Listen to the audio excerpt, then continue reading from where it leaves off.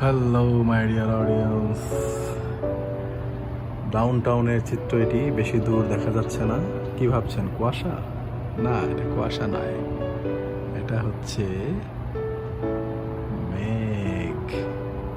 অর্থাৎ এতদিন ধরে যে আইসগুলো, বরফগুলো পড়েছে, তুষার ঝড় হয়েছে, স্নো পড়েছে, সেগুলো এখন তাপমাত্রাজনিত কারণে বাষ্পে পরিণত হয়ে আবার আকাশে উঠে যাচ্ছে।